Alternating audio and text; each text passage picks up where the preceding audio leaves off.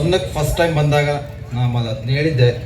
So ನಿಮ್ಮ ಒಂದು ಒಗ್ಗಟ್ಟನ್ನು ನೋಡಿದರೆ ತುಂಬ ಖುಷಿಯಾಗುತ್ತೆ ಅಂತ. ಸೊ ಅದನ್ನು ನಾನು ಇವಾಗಲೂ ಕೂಡ ಕಂಟಿನ್ಯೂ ಆಗಿ ಹೇಳ್ತೀನಿ.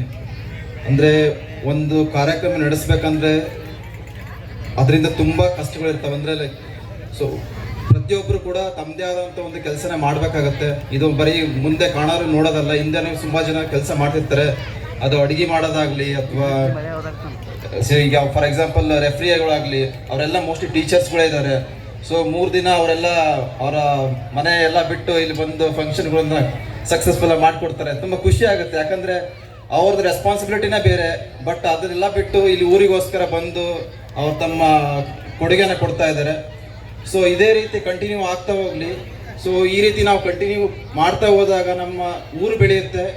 ಊರು ಬೆಳೆದಾಗ ಎಲ್ಲ ಊರುಗಳು ಇದೇ ರೀತಿ ಕಂಟಿನ್ಯೂಸ್ ಮಾಡ್ಕೊತ ಹೋದಾಗ ತಾಲೂಕು ಬೆಳೆಯುತ್ತೆ, ಜಿಲ್ಲೆ ಬೆಳೆಯುತ್ತೆ, ರಾಜ್ಯ ಬೆಳೆಯುತ್ತೆ, ದೇಶನೂ ಬೆಳೆಯುತ್ತೆ.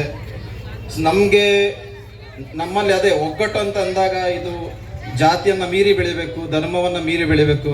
ಯಾಕಂದರೆ ನಾಳೆ ಯಾರೋ ಒಬ್ಬ ನಮ್ಮ ದೇಶದ ಮೇಲೆ ದಾಳಿ ಮಾಡ್ತಾನಂತಂದರೆ ಅವನು ನಿಂದು ಯಾವ ಧರ್ಮನೋ ಯಾವ ಜಾತಿನೋ ಅಂತ ಕೇಳಿ ಮಾಡಲ್ಲ.